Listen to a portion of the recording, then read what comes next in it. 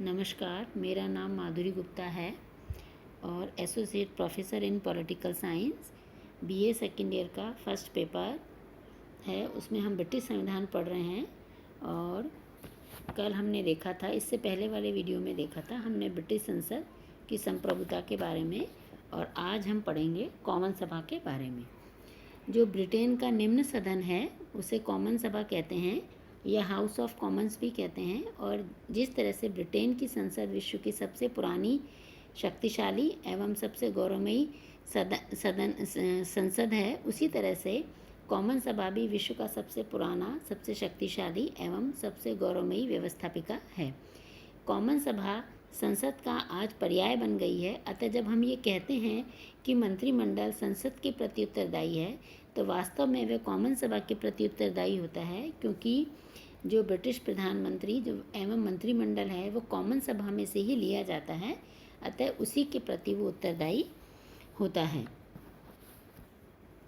और न्यूमैन के शब्दों में संसद की संप्रभुता लोक सदन में निवास करती है। आगे हम पढ़ेंगे कॉमन सभा की रचना एवं संगठन। इसकी सदस्य संख्या बदलती रहती है, लेकिन वर्तमान में 650 है इसकी सदस्य संख्या, और उसमें 529 इंग्लैंड के, 40 वेल्स के, 59 स्कॉटलैंड के और 18 उत्तरी आयरलैंड के लिए सीटें आवंटित हैं। ये सभी सदस्य वयस्क मताधिकार के आधार पर चुने जाते हैं और ब्रिटेन में 1970 में किए गए परिवर्तन के अनुसार 18 वर्ष के प्रत्येक स्त्री पुरुष को वोट देने का अधिकार प्राप्त है। और सदस्यता के लिए योग्यता इसमें है कि कोई भी स्त्री पुरुष किसी भी निर्वाचन क्षेत्र से कॉमन सभा का चुनाव लड़ सकता है, लेकिन उसके लिए निम्नलिखित योग्यताएं होनी चाहिए। पहला है कि वह इंग्लैंड का नागरिक हो, उसकी आयु 18 वर्ष से ऊपर हो, उसका नाम मतदाता सूची में हो और वह देश के प्रति निष्ठा की शपथ लेने को तैयार हो। तो यानी उसके लिए 4 योग्यताएं होनी चाहिए ताकि वह कॉमन सभा के उम्मीदवार के रूप में खड़ा हो सके। लेकिन उन पर कुछ प्रतिबंध भी हैं कि निम्न प्रतिबंध हैं जिसके कारण वह लोक सदन का सदस्य नहीं बन सकता है। पहला है कि जो व्यक्ति लॉर्ड सभा का सदस्य है वो हाउस ऑफ कॉमन्स या कॉमन सभा का सदस्य नहीं बन सकता है। जो व्यक्ति विदेशी है वो इसके लिए खड़ा नहीं हो सकता है। जो नाबालिग है यानी जिसकी आयु 18 वर्ष से कम है, जो पादरी, नगरों के मेयर और काउंटियों के शेरिफ हैं वो भी इसके लिए खड़े नहीं हो सकते हैं। जो शासकीय कर्मचारी है यानी सरकारी कर्मचारी भी इसके लिए अयोग्य हैं। जो किसी तरह प्रत्यक्ष रूप से सरकार द्वारा लाभान्वित होते हैं, जिन्होंने कोई घोर अपराध किया है और उससे दंडित व्यक्ति हैं, और पागल एवं दिवालिया व्यक्ति हैं, वो इसके लिए खड़े नहीं हो सकते हैं।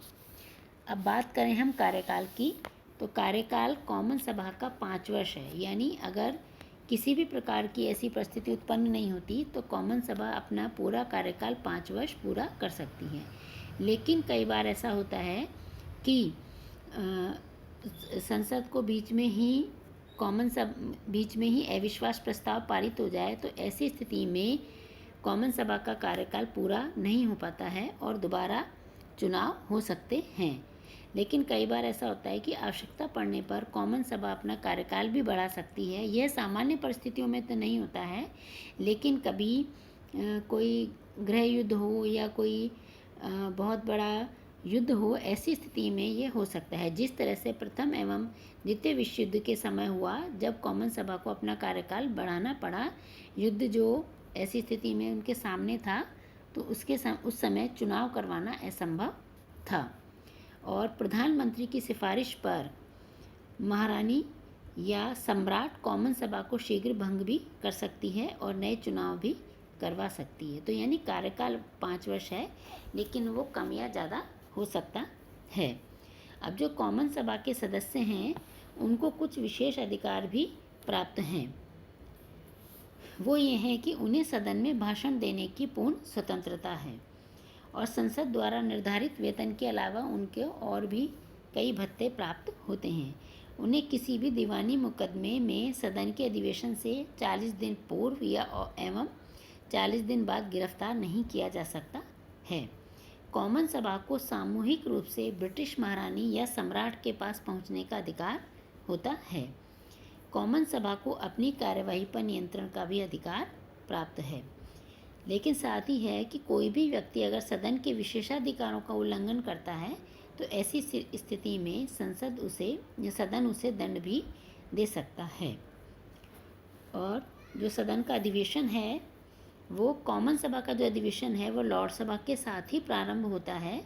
और ब्रिटेन में ये प्रथा है कि वर्ष में कम से कम एक बार जो कॉमन सभा का अधिवेशन अवश्य बुलाया जाए, लेकिन आवश्यकता पड़ने पर विशेष अधिवेशन या अधिक अधिवेशन भी बुलाए जा सकते हैं।